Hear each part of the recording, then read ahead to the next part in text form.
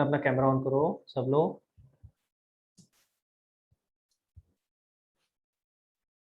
जल्दी प्लीज, हाँ जल्दी से ऑन करेंगे सब लोग प्लीज।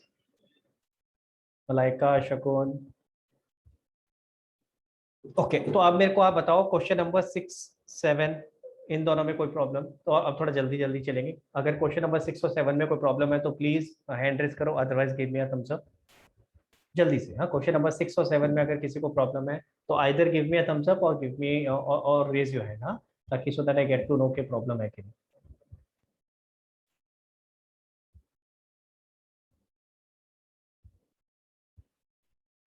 ईशा, आपको कोई प्रॉब्लम क्लियर है? ओके, अपनी आंसर चेक कर लेना बेटा, मैच हो रहे हैं कि नहीं हो रहे। हाँ शकुन, पूछो बेटा।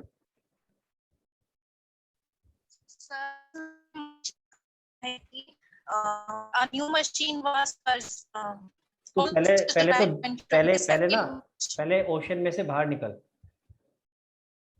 ये आवाज आ रही है तेरी मेरे पास, हाँ, तो कुछ समझ नहीं आ रहा कि तू क्या कह रही है,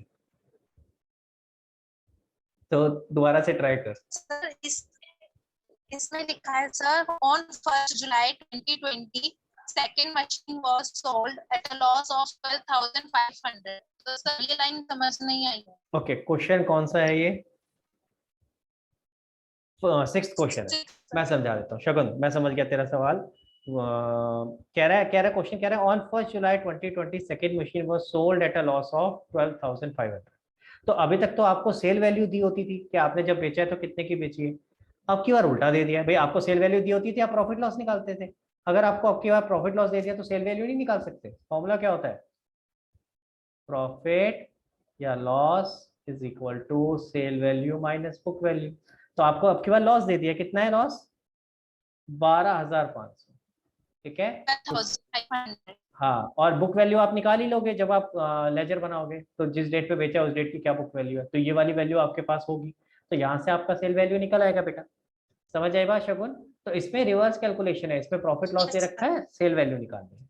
बाकी एंट्री वैसे ही होगी जैसे करिए आपने। अब हो जाएगा।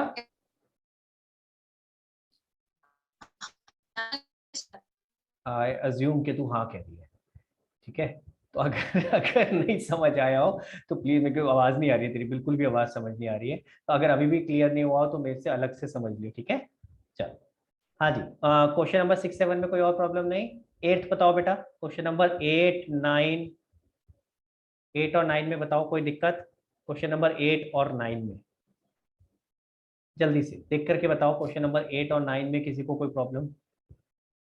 हाँ सर निशा। 9th क्वेश्चन करानी है। 9th नहीं करा है, क्या हुआ? तो वो वाला था 1/3 वाला। अच्छा, 9th तो छोड़ दो, फिर 8th की बात करते हैं। हाँ, 8th में किसी को कोई प्रॉब्लम? 8th क्लियर है। 10th और 11th में? 9th छोड़ दो, 10th और 11th भी अभी मैं बाद में डिस्कस करूंगा। तो 10th में बताओ किसी को कोई प्रॉब्लम है तो जल्दी से। प्रथम, 10th में कोई प्रॉब्लम? जल्दी बताओ बेटा, थम्स अप करके अगर। हाँ तनीषा। सर मैं 10th का लास्ट का मेरा प्रॉफिट एंड लॉस वाला मुझे मतलब 2012 से 13 वाला ईयर में प्रॉब्लम आई है। देखते हैं जरा एक बार जल्दी से फिर। किसने करा है भाई? परीक्षा आपने किया हुआ है? तो जरा फिगर्स मैच कराना जरा एक बार। क्वेश्चन नंबर यही है ना बेटा, 10? इस पे 4 क्यों लिखा हुआ है? 10 ही है ना ये? नहीं सर 10 है। तो ये 4 क्यों लिख दिया यहाँ? हाँ जी, क्वेश्चन नंबर 10। देखो कह रहा है on 1 April 2010 planter machinery was purchase, तो 1/20 की परचेज करी। New machine was purchase on 1 अक्टूबर 2010। अब ये इसी साल में खरीद ली, देख लो मैं जो आपको बता रहा था ना कि ईयर ध्यान रखना किस साल में खरीदी है, गड़बड़ हो जाती है, तो आपको ये ध्यान रखना है। अब 1 अप्रैल 2010 से लेके 31 मार्च 2011 तक जो भी ट्रांजेक्शन है वो इसी साल में पहले आप उसको करोगे, फिर आप डेप्रिसिएशन पे जाओगे, सीधा जब मत मार जाना डेप्रिसिएशन। तो आपने पहले ये करा, उसके बाद एक और खरीद लो जी, उसकी भी एंट्री कर दी। ठीक है बेटा, बाय नहीं आएगा इधर, 2 आएगा। ठीक है, हाँ जी। उसके बाद आपने क्या करा? एंड ऑन 1 जुलाई 2011, ये तो अगले साल में फॉल कर गया, तो अभी छोड़ दो इसको। आपने एक और खरीदी है, फिर कह रहा है ऑन 1 जनवरी 2013, ये भी बात की बात है, बाद में आएंगे। खत्म। तो चलो, इस साल में और कोई ट्रांजेक्शन नहीं है, 10% डेप्रिसिएशन। तो 1,20,000 और 50,000 का निकाला आपने 10%। कहाँ पे निकाला है बेटा? निकाला नहीं क्या ये? नहीं नहीं सर। अरे तो नहीं, ये बिना इसके कैसे काम करा? गलत बात। नहीं, ऐसा क्यों होता है? आगे पहुंचते पहुंचते हम अपने शॉर्टकट मारना शुरू कर देते हैं। ऐसा क्यों होता है भाई? शाहिद कपूर हर बार पूछता है ऐसा क्यों होता है, फिर भी तुम नहीं मानते हो, है? तो क्या था भाई? 1,20,000, इसको हम नाम दे देते हैं M1। 1,20 मल्टीप्लाइड बाई 10%, यह आ गया। देखो जहाँ शॉर्टकट मारेगी ना वहीं गड़बड़ होती है। 12,000। और M2 का कितना है भाई? 50,000 का 10%, यह आ गया 5,000।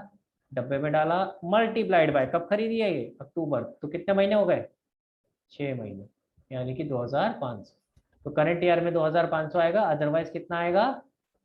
5,000। तो यहाँ पे 12,000, 2,500, ये ठीक है बेटा।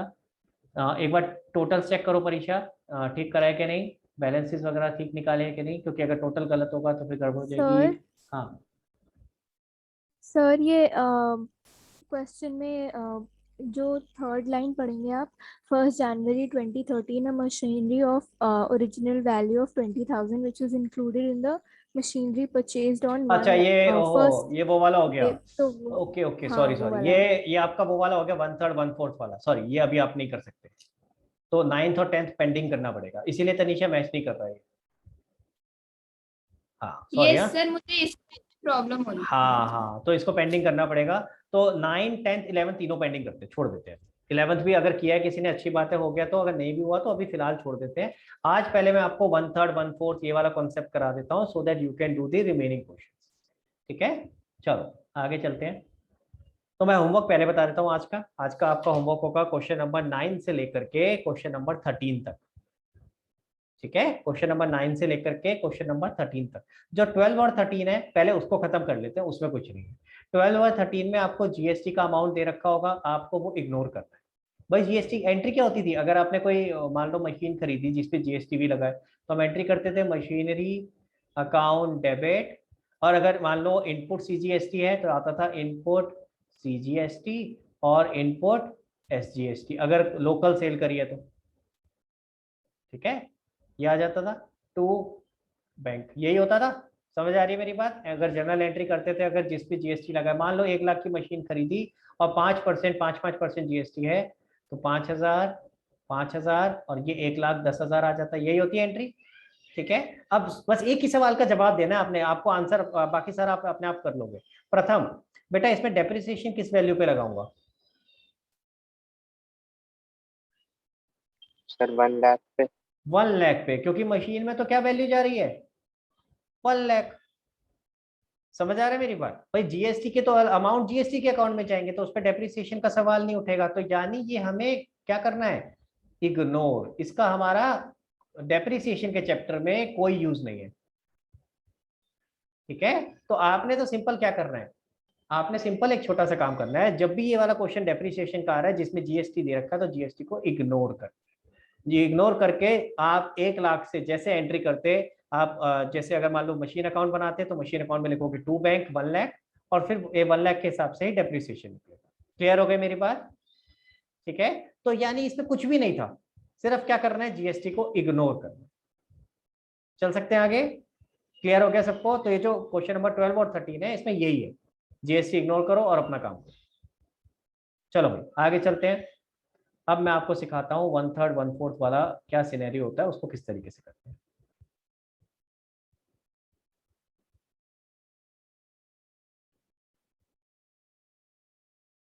हमने लास्ट टाइम एक एग्जांपल किया था बेटा, उसी को कंटिन्यू कर लेंगे, उसी में मैं चेंजेस करा देता हूँ। ठीक है, हाँ निशात कुछ पूछ रहे हो क्या? Yes sir. सर बोलो जैसे जब सेल करेंगे अगर उसी मशीनरी को, तो बस रिवर्स हो जाएगा वही ट्रांजैक्शन जो अभी कराई थी, अभी आपने लिखी थी। हाँ, अगर तो हम सेल वही में क्या मशीन होगा? सेल, सेल में आपका प्रॉफिट लॉस भी होगा ना साथ में। हाँ यस सर, और फिर आउटपुट हो जाएगा इनपुट। हाँ आउटपुट हो जाएगा, बिल्कुल ठीक बात है। ओके। अगेन हमारे लिए जीएसटी के पॉइंट ऑफ व्यू से, मतलब डेप्रिसिएशन के पॉइंट ऑफ व्यू से जीएसटी का कोई रेलिवेंस नहीं है, चाहे खरीद रहे हो चाहे बेच रहे हो। ठीक है, हाँ जी, चलो गाइस आगे चलते हैं। देखो, अब ये वाला सवाल मैंने आपको कराया था जिसमें हमने एक M1 खरीदी एक पर्टिकुलर डेट पे, एक अक्टूबर 2017 को, फिर उस पर डेप्रिसिएशन लगाया, फिर M2 खरीदी, फिर उस पर डेप्रिसिएशन लगाया, हाँ, और फिर थर्ड ईयर में हमने एक मशीन बेच दी थी। तो जो बेची थी ना वो वाले ट्रांजेक्शन मैं चेंज कर रहा हूँ। अब की बार पूरी मशीन ना बेच करके पार्ट ऑफ द मशीन बेचते हैं, ठीक है। तो let's change this.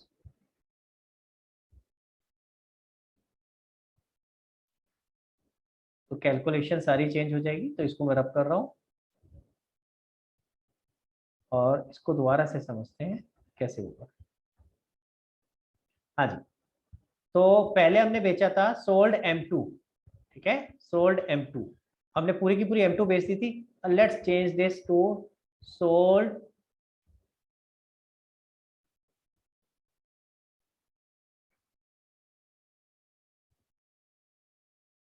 One third of M2, ठीक है, यानी उसका एक वन थर्ड हिस्सा हमने बेच दिया मशीन का। तो ऑब्वियसली मशीन ऐसी होगी जो वन थर्ड हिस्सा हो सकता होगा। हाँ, अब ये थोड़ी ना कि मान लो तुम्हारे घर पे इन्वर्टर पड़ा है तो इन्वर्टर का वन थर्ड करके दिखाओ, नहीं हो सकता भाई। समझ में आ रही है मेरी बात? तो कोई ऐसी मशीन होगी जिसका वन थर्ड हो सकता होगा, ठीक है, जो पार्ट्स में होगी, ठीक, जैसे बैटरी का हो सकता है, आपके इन्वर्टर में बैटरी लगी होंगी दो, उसमें से एक बेच दी तो हाफ आपने मशीन बेच दी, एक तरह से ये हो गया। समझ में आ रहा है मेरी बात? ठीक है, तो इस तरह की कोई मशीन होगी जिसका वन थर्ड हो सकता होगा, वहीं पे ये कॉन्सेप्ट या सिनेरियो बनेगा। तो लेट्स अज्यूम आपने वन थर्ड बेच दी। मैं पहले एक बार देखूं कैलकुलेशन वन थर्ड के हिसाब से हो जाएगी ना। चलो डेसिमल में भी निकलेगा तो राउंड ऑफ कर देंगे, कोई बात नहीं। तो एक बार वापस से जरा करते हैं इसको। मैं इसको पहले रब कर रहा हूँ, पूरा दोबारा से करेंगे, जरा दोबारा से समझेंगे। उप्स, ये क्या हो गया? Just a second guys.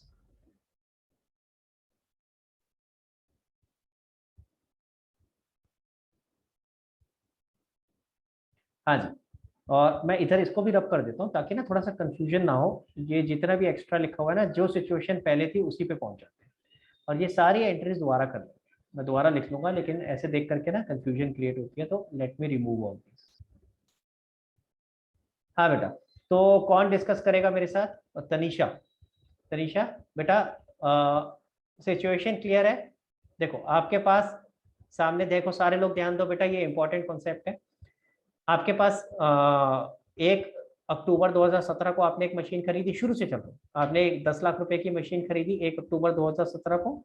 उस साल कोई और ट्रांजेक्शन नहीं हुई, डेप्रिसिएशन लगाया, नीचे आ गए। अगले साल आपने एक और मशीन खरीदी 30/6/2018 को, उसको M2 का नाम दे दिया, फिर उस पर डेप्रिसिएशन लगाया, नीचे आ गए। अब थर्ड ईयर है, थर्ड ईयर में क्या बोला गया है? जो ये M2 थी, अच्छा क्वेश्चन M1 M2 नहीं बोलेगा, क्वेश्चन तो क्या बोलेगा? A machine which was purchased on 30th June 2018 was sold, या one third of machine which was purchased on 30th June 2018। तो वो तो ऐसे करके बोलेगा, M1 M2 तो हमने नाम दिया ना भाई, तो ये बात भी ध्यान रखना, ठीक है। तो वो रेफर कैसे करेगा? ऐसे करके कि इस पर्टिकुलर डेट पे जो मशीन खरीदी थी उसका वन थर्ड बेचा है। तो हमारे केस में वो कौन सी हो गई? M2। क्लियर है? तो M2 पूरी नहीं बेची, M2 का वन थर्ड बेचा है। पर जब भी बिकता है कुछ तो क्या होता है भाई? तीन चीजें आती हैं। सबसे पहले तो आएगा, कब बेची है ये? 30 जून 2019। तो सबसे पहले तो 30 जून 2019 को डेप्रिसिएशन आएगा, ठीक है, जो मशीन बेची है उसका। और उसके अलावा क्या आएगा? उसके अलावा 30 जून को जो सेल वैल्यू मिली होगी उसका अमाउंट आएगा, और प्रॉफिट या लॉस आएगा। प्रॉफिट लॉस तो पता नहीं, तो मैं लिख ही नहीं सकता, ठीक है, तो मैं फिलहाल ये दो लिख के छोड़ दी थी। अब कैलकुलेशन पे आते हैं, मेन चीज अपने को कैलकुलेशन सीखनी है, ठीक है। यहां तक समझ में आया? एक, अब जो आपने बेची है उसकी बात करते हैं। Book value of M2 as on, हमारे पास कब की बुक वैल्यू है? 1/4/2019 की। ये देखो हमारे पास M2 की कब की बुक वैल्यू है बेटा? 1/4/2019। Are you with me? यहां तक क्लियर है सबको? यहीं से शुरू किया था लास्ट टाइम भी हमने, जब हमने निकाला था 1/4/2019 की ये बुक वैल्यू है, फिर जिस दिन बेची है वहां तक का डेप्रिसिएशन निकाला, फिर वो माइनस किया तो बुक वैल्यू आ गई डेट ऑफ सेल की, यही करा था ना। तो देखो, तो यहीं से शुरू कर रहे हैं, कितनी है? 1,11,000। तो मैं लिख देता हूँ ये 1,11,000, ठीक है। समझ में आया सबको? जहां तक तो किसी को आई थिंक डाउट नहीं होना चाहिए। अब हमने वन थर्ड बेची है, तो यानी कितनी मशीन हमारे पास रह गई बेटा? तनीषा,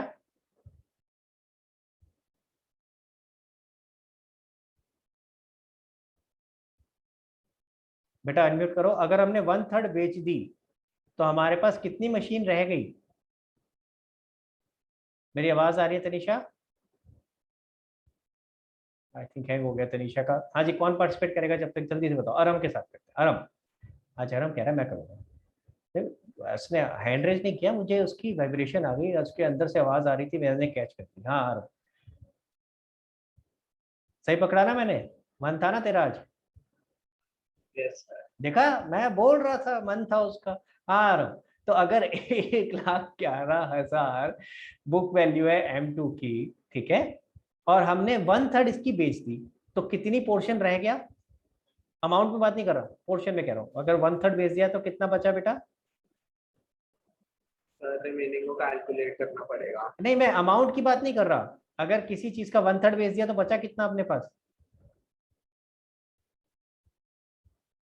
अगर तेरे पास लेट से, कैसे लो एग्जांपल, 3 रुपए थे, 3 में से तूने 1 दे दिया, यानी 1/3 दे दिया, तो कितना बचा? 2 रुपए। कैसे निकला? 2/3 बच गया।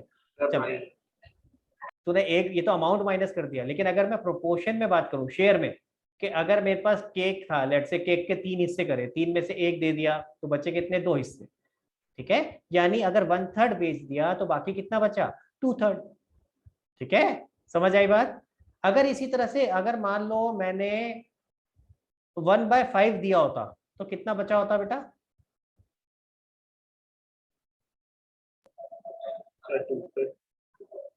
दोबारा बोल आराम, तेरी आवाज नहीं है बेटा। अगर 1/5 सेल करा होता तो कितना पोर्शन बच गया होता मेरे पास? 2/5। 2/5 कैसे आएगा? 2/5 भाई, अगर 1/5 दे दिया, 1 में से 1/5 माइनस होगा तो क्या आएगा? 4/5। 2/5 कैसे आ जाएगा बेटा? अगली बार केक मंगाएगा ना। Okay sir, okay sir. हाँ, अब देख ध्यान से समझो, एक सिंपल तरीके से, कंफ्यूजन हो रही है, मैं समझाता हूँ। अगर केक के 5 हिस्से किए, ये 5 क्या रिप्रेजेंट करता है? 5 हिस्से, और उसमें से 1 हिस्सा दे दिया, तो कितने हिस्से बचे भाई? 4 हिस्से बच गए ना 5 में से। समझ आई मेरी बात? अदरवाइज सिंपल है, 1 में से माइनस करोगे निकल आएगा, ठीक है। 1 सेकेंड रुको बेटा, ठीक है। चलो, तो आगे चलते हैं। तो यही एग्जांपल में वापस आते हैं। 1/3 अगर हमने दे दिया तो कितना बचा बेटा हमारे पास? 2/3। 2/3। तो मैं यहाँ लिख रहा हूँ सोल्ड, और यहाँ लिख रहा हूँ, थोड़ा सा इसको गैप करके बनाते हैं, थोड़ा ज्यादा पास हो गया। एंड गाइस, आपको ये बनाना है तो प्लीज ध्यान से समझ लो कैसे बना रहा हूँ, इसको बनाए बिना काम नहीं होगा। सोल्ड 1/3, और रिमेनिंग जो बच गया वो कितना है बेटा? 2/3। फेयर हुआ? तो अभी इसी बुक वैल्यू को अगर मैं बाइफरकेट करूं, बुक वैल्यू कब की है ये? 1/4/2019 की। तो 1/3 की बुक वैल्यू कितनी आएगी बेटा? इसको 1/3 से डिवाइड कर देता हूं, यानी 1,11,000 डिवाइडेड बाय 3, यानी कितना आ गया? 37,000। सॉरी, 500 कहाँ से आ गया? 37,000 कैसे आया? मैं यहाँ लिख के दिखा रहा हूँ। 1,11,000 को 1/3 से मल्टीप्लाई कर दिया। इसी तरह से अगर मैं यहाँ निकालूंगा बुक वैल्यू 1/4/2019 को, 2/3 की कितनी आएगी बेटा? 55,500। कितना? नहीं सर। कैसे निकलेगा बेटा? देख मैं ये निकाल के दिखा रहा हूँ। 1,11,000 सर मल्टीप्लाइड बाय, 1,11,000 into 2/3। भाई अगर 1/3 आपने दे दिया, उसकी वैल्यू अलग कर दी, यानी उसकी बुक वैल्यू कितनी थी, वो इंटू 1/3 करके आ गई, और जो बच गई उसकी बुक वैल्यू कैसे आएगी? जितना बच गया शेयर उसके हिसाब से। तो अगर 2/3 बच गया तो इंटू 2/3। तो मैंने अभी कुछ नहीं किया है, ये जो ऊपर आपको बुक वैल्यू दे रखी थी इसके 2 हिस्से कर दिए, ठीक है। क्लियर हुआ? मेरी बात समझ आई? तो कितना आएगा ये वैसे बाय द वे? 74,000। तो आप अगर टोटल चेक करो तो ये 111 के ये 2 हिस्से कर दिए, कि जो बेच दिया उसका कितना, और जो हमारे पास रह गया उसका कितना बुक में। क्लियर? मैंने अभी इसके बाद कोई स्टेप नहीं किया। यहां तक समझ आई बात? क्लियर है सबको? चल सकते हैं आगे? Yes sir. तो भाई अगला स्टेप तो सेम है, अब सिर्फ फोकस करेंगे किस पे? इस पे सिर्फ फोकस करते हैं, इस पे जो हमने बेची है, ठीक है। अगला स्टेप क्या होता था? माइनस करते थे depreciation till the date of sale. तो यानी 1 अप्रैल 2019 से लेकर के 30 जून 2019 तक। कैसे निकलेगा बेटा? into 10/100 है बेटा? sir into जो rate of depreciation हाँ, डेप्रिसिएशन तो ऑलरेडी निकाल रखा है हमने, चेक कर। M2 का डेप्रिसिएशन क्या था? ऊपर देख, इधर इधर ही देख, वहां का देख रहा है, इसमें देखना ऊपर लिखा हुआ है भाई, स्क्रीन पे ही दिख रहा है, देख।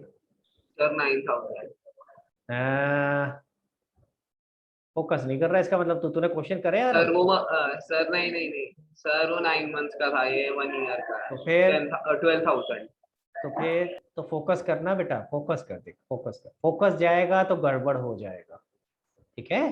तो M2 का पूरे साल का डेप्रिसिएशन 12,000 दे रखा था, हमने ऑलरेडी निकाला हुआ है, तो यहाँ लिख लेते हैं 12,000। अब गाइस बहुत ध्यान से देखना, यही कैलकुलेशन ध्यान से समझनी है।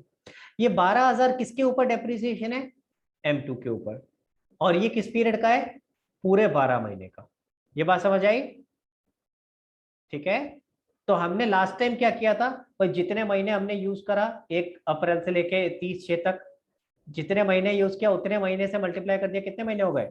अप्रैल मई जून, यानी 3 महीने इंटू 3/12। ये तो पूरे साल का था ना भाई, देख लो एक बार अपनी अपनी कॉपी में चेक कर लो, लास्ट टाइम यही किया था कि नहीं किया था, चेक करो।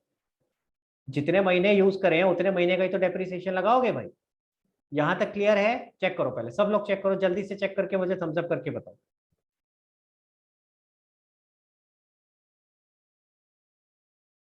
ठीक है, तो इतना लास्ट टाइम ये किया था। चलो आगे। अब लेकिन इसमें एक चीज एक्स्ट्रा होगी, ये तो 3 महीने का डेप्रिसिएशन किस पे है? पूरी M2 पे। हमने क्या पूरी M2 पे निकालना है? हमने तो कितनी बेची है? 1/3, तो 1/3 का निकालना है, तो यहाँ क्या होगा? इंटू 1/3। आई बात समझ में? क्लियर? तो यहाँ फर्क क्या हो गया, क्योंकि अब हम 1/3 की कैलकुलेशन कर रहे हैं, तो जो डेप्रिसिएशन पहले जैसे निकाल रहे थे वैसे ही निकालेंगे। बस अब की बार क्या हो जाएगा, ये पूरी M2 का था, पूरे M2 का 3 महीने का था, हमें पूरे का नहीं निकालना, 1/3 का निकालना था। तो 1/3 का डेप्रिसिएशन आ जाएगा, कितना आएगा बेटा? 12,000 divided by 3, sorry divided by 4 और फिर डिवाइडेड बाय 3, तो यानी 1,000। समझ आई बात? आराम? क्लियर हुआ बेटा? तेरे से बात कर रहा हूँ, अभी तूने रिप्लाई करना है पहले। हाँ, तो यानी ये 36,000 आ गया। ये 36,000 क्या आ गया बेटा? This is book value as on date of sale, यानी कि 30/6/2019। इसके बाद क्या करते हैं? प्रॉफिट और लॉस निकालते हैं। बोलो कैसे निकलेगा? जल्दी जल्दी बता बेटा, फॉर्मूला क्या होता है? Sale value minus book value. तो सेल वैल्यू कितनी है? ऊपर देखो क्वेश्चन में दे रखी है,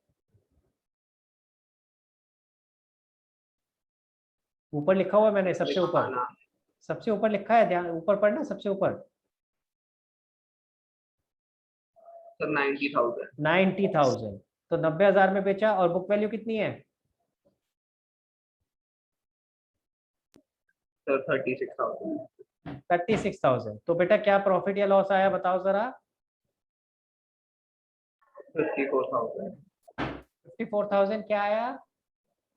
पॉजिटिव आया, तो प्रॉफिट। समझ में आया गाइस? अगर 1/3 वाला Yes, सिचुएशन sir. आया तो किस तरह से कैलकुलेशन करी? अभी खत्म नहीं हुआ है, अभी ये जो 2/3 बच गया इसका भी तो करना है।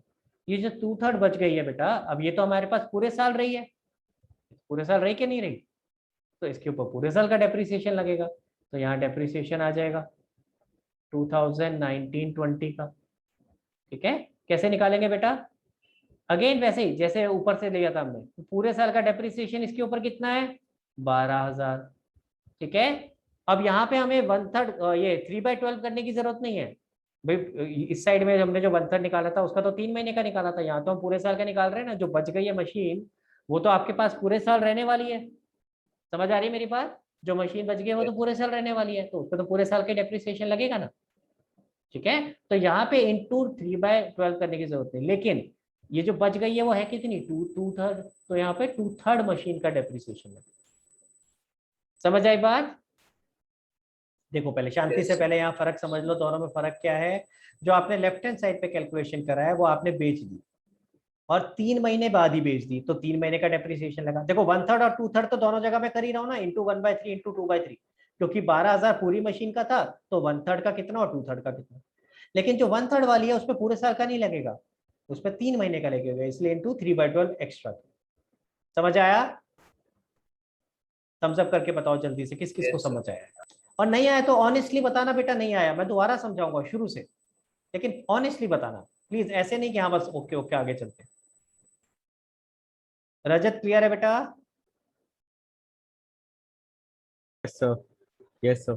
ठीक है बेटा, चलो आगे चलते हैं। तो 20,000 का 2/3 कितना हो जाएगा? 8,000। यानी 8,000 का हमने डेप्रिसिएशन लगाया, और इसकी बुक वैल्यू कितनी बचेगी उसके बाद? 31 मार्च 2020 को कितना आ जाएगा बेटा? 66,000। 66,000. समझ आया? देखो भैया, अब सारे लोग पहले फोकस कर लो, आपको ये मेन सीखना था। इसके बाद एंट्री में प्रॉब्लम नहीं आएगी बेटा, मेन ये कैलकुलेशन है जो समझनी है। जब भी इस तरह का सवाल आएगा कि आपने 1/3 बेच दी, 2/3 बेच दी, हाँ प्रोपोर्शनेट बेची, सारी नहीं बेची, तो फिर इस तरीके से ये वर्किंग बनाना पड़ेगा। हाँ एक बार आपने वर्किंग बना लिया ना, अब आप देखोगे बहुत आसान हो जाएगा। वर्किंग हो गया, चलें आगे। अब इसके बाद क्या क्या एंट्री करनी थी? जो मशीन बेची है सबसे पहले उसका डेप्रिसिएशन कितना आएगा बताओ? आपने ऑलरेडी निकाला हुआ है, आराम आपके साइड में देखो, बताओ। Sir, can you repeat? जो मशीन बेच दी है उसका कितना डेप्रिसिएशन लगेगा? Sir, जो बेचती है ना, हाँ बेटा। सर जो निकाला हुआ है। हाँ तो अमाउंट बोलना बेटा, जो निकाला हुआ कितना निकाला हुआ, यही तो पूछ रहा हूँ। सर 1,000. 1,000 ये निकाला है ना हमने, 1,000 अभी अभी, ठीक है। तो ये 1,000 यहाँ पे आ जाएगा। और कितने में बेची? सेल वैल्यू क्या थी? 36,000. हाँ ओ, 36,000 कहाँ से आ गया? 90,000. सेल वैल्यू तो 90,000 थी भाई, 36 तो बुक वैल्यू है। और प्रॉफिट हुआ या loss? Sir profit.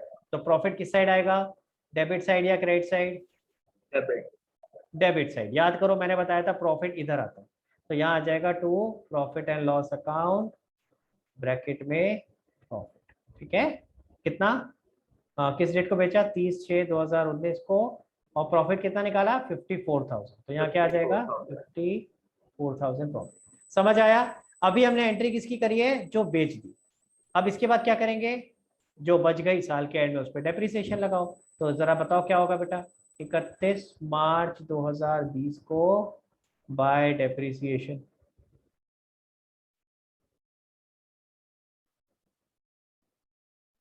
Yes sir. कैसे निकलेगा डेप्रिसिएशन? जो वो है सर फुल ईयर के ना, आप बताओ क्या होगा? Into rate of depreciation. SLM में तो बेटा कभी भी बार बार इंटू रेट नहीं करते यार, तो तू बार बार इंटू रेट क्यों करा रहा है? एसएलएम में क्या तरीका सर बताया वो था? सर जो निकाल लिया सेम वैल्यू. हाँ तो बताओ क्या लूं? लो तेरे सामने दिखा रहा हूँ, ये लो, वर्किंग आपके सामने है। 12,000. Oh sir 1 lakh first machinery 1 lakh. 1 lakh rupees का डेप्रिसिएशन आएगा। और कुछ पक्का?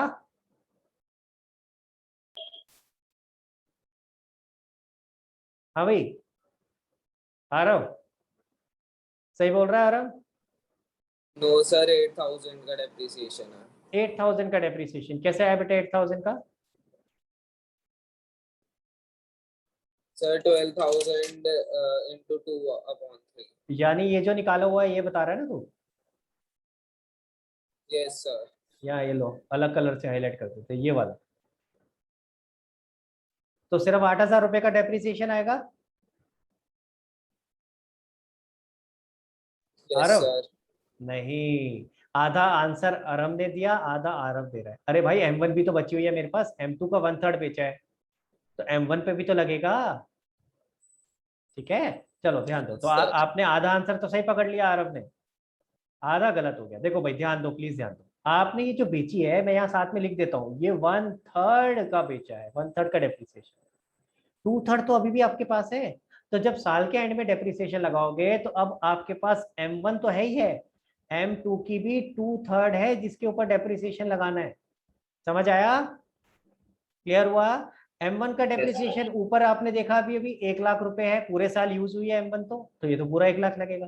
और M2 की जो 2/3 है उसका डेप्रिसिएशन कितना, अभी अभी आपने साइड में निकाला है, ये रहा 8000, तो ये 8000 ये आ गया, यानी टोटल डेप्रिसिएशन 1,08,000। समझ आई बात मेरी, क्लियर हुआ सबको? आई नो थोड़ा सा ट्रिकी है, फर्स्ट टाइम अजीब लगता है, तो आपने जब ये क्लास का वीडियो खत्म हो जाएगा ना, जब मैं ये आज क्लास खत्म हो जाएगी, जब मैं वीडियो अपलोड करूंगा दोबारा से, तो दोबारा देखना इसको, ये ट्रिकी है, मैं तो खुद कह रहा हूँ, ये 1/3 1/4 वाला थोड़ा सा ट्रिकी है।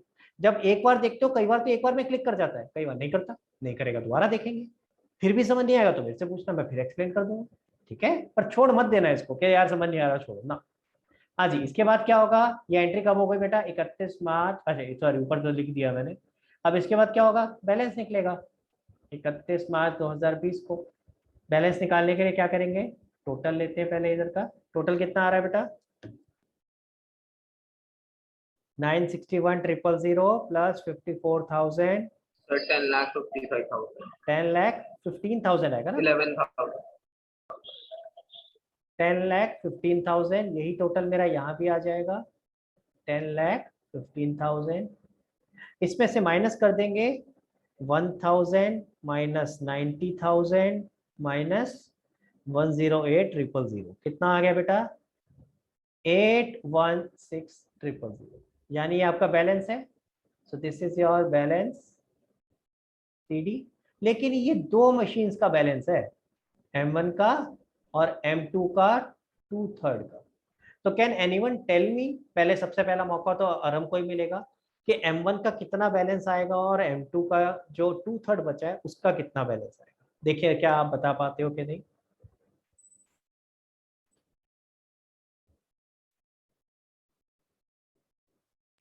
सर M1 का आएगा 7,50,000, ओके,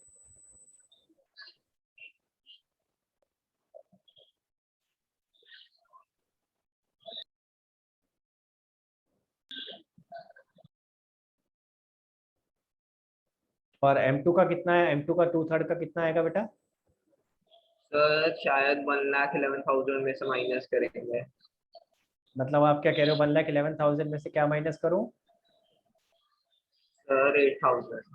हाँ, अब देखो ये नॉर्मल गलती होती है, आपने लॉजिक सही लगाया अरम, जो आपको अभी तक सिखाया था, लेकिन ये नॉर्मल गलती है। क्या गलती है इसमें, गलती क्या हो रही है, आप 1,11,000 को कंसीडर कर रहे हो, अरे 1,11,000 में से 1/3 तो बेच चुके हो, आई बात समझ में, इसमें से 1/3 बेच चुके हो, तो वो थोड़ी ना बची है, तो उसको दोबारा कंसीडर क्यों कर रहे हो। तो यहाँ पे क्या होना चाहिए, जो 2/3 बचा है उसका कंसीडरेशन होना चाहिए, और उसको निकालने की जरूरत नहीं है भैया, ये सारा कैलकुलेशन यहाँ हो रहा है, ये देखो 66,000, ये सारा का सारा कैलकुलेशन हम ऑलरेडी कर चुके हैं। तो ये जो वर्किंग नोट है ये बहुत कॉम्प्रिहेंसिव है, अगर आपने वर्किंग नोट बना लिया तो बार बार कैलकुलेट करने की जरूरत नहीं। जो 2/3 मशीन बची है उसका डेप्रिसिएशन भी यहाँ आ गया, और जो 2/3 मशीन बची है उसका बैलेंस भी यहाँ पे आ गया। समझ आया, क्लियर आराम? तो आपको ये निकालने की जरूरत नहीं है बेटा। देखो तो यहाँ क्या आ जाएगा 66,000, आप टोटल करके देखो, अभी इन दोनों का टोटल आपका 8,16,000 मैच हो जाएगा। समझ आया? तो 1/3 1/4 इस टाइप के केसेस में मेन है ये वर्किंग नोट सीखना कैसे बनता है, अदरवाइज एंट्री तो सेम है, ठीक है, बस मेन ये वर्किंग नोट की कैलकुलेशन समझनी है, और एक बार समझ आ जाए तो कुछ भी नहीं है ये। हाँ परीक्षा बताओ बेटा क्या डाउट है। सर ये ऐसे कर सकते हैं जो स्टार्टिंग से ही आपने ऐसे ही शुरू किया, जैसे जो टू बैंक जो फर्स्ट एंट्री होगी, टू बैंक M1 और ब्रैकेट में 1/3 उसकी अमाउंट आ गई for instance 1 lakh, and to bank M1 1/3, क्योंकि टीचर तो ऐसे कराई थी, उन्होंने कहा ऐसे कर लो। नहीं वो ना, और मैं देखो अगर तुम्हारी टीचर कह रही है तो भैया बहुत ही बढ़िया करो, फिर क्या क्या बुराई है, लेकिन मैं रिकमेंड नहीं करता क्योंकि वो बहुत कॉम्प्लिकेटेड हो जाता है। आप शुरू से ही अच्छा पहली बात तो मुझे बताओ, चलो यहाँ तो आप फिर भी कर लो, ठीक है, लेट्स अज्यूम यहाँ तो आप फिर भी कर लोगे, पर प्रैक्टिकल लाइफ में सोचो, क्या तुमने जब खरीदा था तुम्हें पता था ये 1/3 करके बेचने वाला हूं मैं? तो प्रैक्टिकल लाइफ में ऐसे थोड़ी ना होता है कभी। प्रैक्टिकल लाइफ में क्या होगा, आप तो पूरा पूरा लिख रहे होगे, तो जब बेचोगे तब पता चलेगा कितनी बेची है, तब उसके बाद 1/3 1/4 होगा। तो टेक्निकली थोड़ा गलत है, अगर आप शुरू से 1/3 1/4 वहां करते चलोगे तो टेक्निकली थोड़ा गलत है। टीचर आपका काम आसान कर रही है लेकिन टेक्निकली गलत कर रही है, ठीक है। तो अगर मेरे से पूछोगे क्या ऐसा करना सही है, तो मेरा आंसर तो नहीं होगा कि आंसर ठीक ये वैसे करना सही नहीं है, लेकिन अगर आपकी टीचर कह रही है तो आप कर लो भाई, मार्क्स तो उसी ने देने हैं।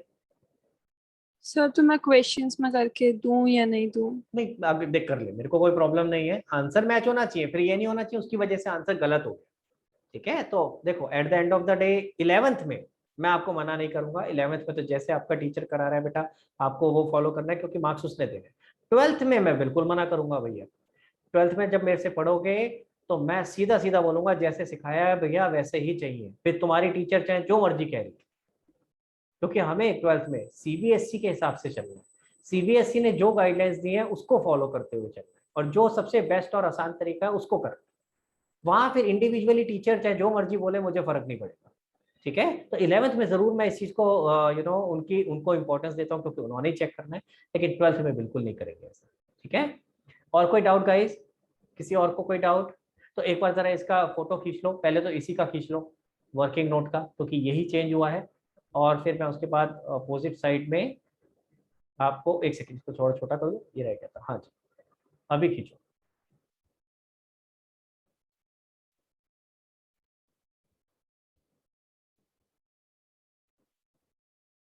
खींच लिया?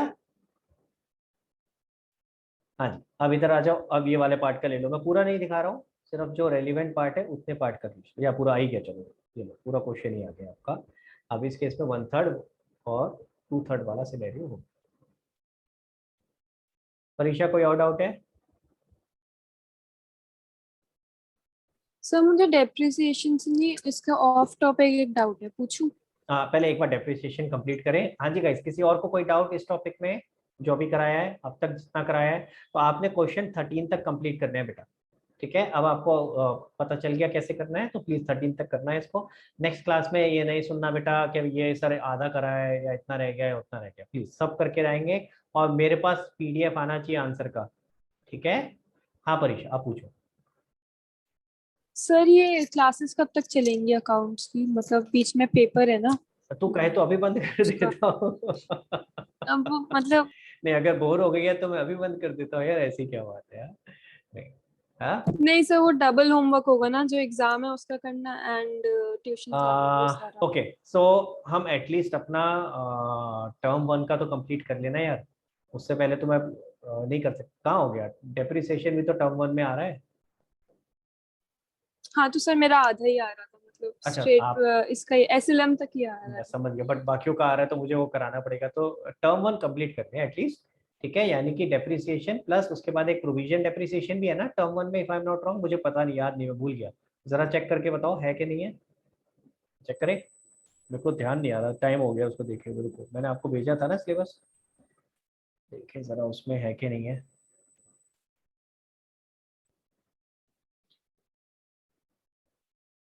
कहाँ चला गया भाई?